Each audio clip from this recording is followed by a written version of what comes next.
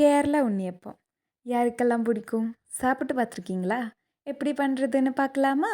அதுக்கு நான் இங்கே 4 பழம் எடுத்திருக்கேன். அதுக்கப்புறம் கொஞ்சம் ஜீரகம் வறுத்துட்டு போட்டுக்கோங்க.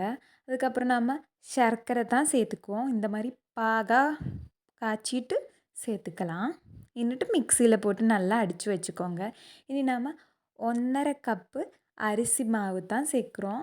அதுக்கு நாம் 1 கப்பு மைதா மாவு சேர்க்கணும். அப்புறம் ஒரு 2 டேபிள் ஸ்பூன் ரவை, ரோஸ்ட் பண்ண ரவை சேர்த்துட்டு நல்லா மிக்ஸ் பண்ணிக்கோங்க. இனி நம்ம முன்னாடியே அரைச்சி வச்சோம்ல அந்த மிக்ஸை இதுக்கு ஆட் பண்ணலாம். എന്നിട്ട് நന്നായിട്ട് மறுபடியும் மிக்ஸ் பண்ணிக்கோங்க. நல்லா மிக்ஸ் ஆகணும். இனி நாம் சர்க்கரை பாவு சேர்த்து கொடுக்கலாம். மற்றது நம்ம அரைக்கிறதுக்காக கொஞ்சம் தான் சேர்த்து கொடுத்தோம். அதோட மிச்சம் எல்லாம் இதில் சேர்த்துக்கோங்க.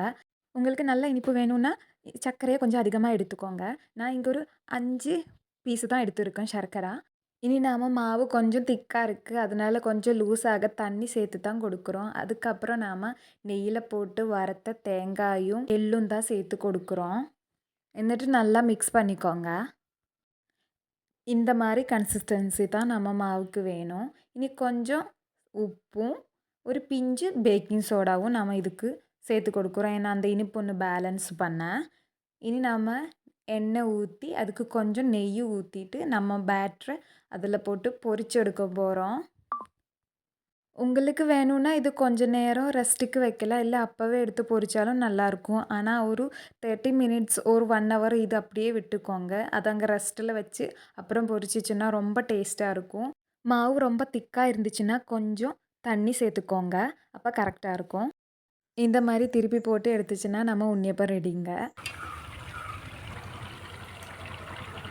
கேரளாவில் இப்படி தான் பண்ணுவாங்க பணியாரம். பிடிச்சிருந்தா லைக் பண்ணுங்கள், ஷேர் பண்ணுங்கள், சப்ஸ்கிரைப் பண்ணுங்கள். கண்டிப்பாக இந்த ரெசிபி ட்ரை பண்ணி பாருங்கள். கண்டிப்பாக பிடிக்கும். நல்லா டேஸ்ட்டாக இருக்கும். அடிப்பொலியான பண்ணிவிட்டு எப்படி இருக்குன்னு ஃபீட்பேக் சொல்லுங்கள். தேங்க்யூ ஃபார் வாட்சிங் மை வீடியோ.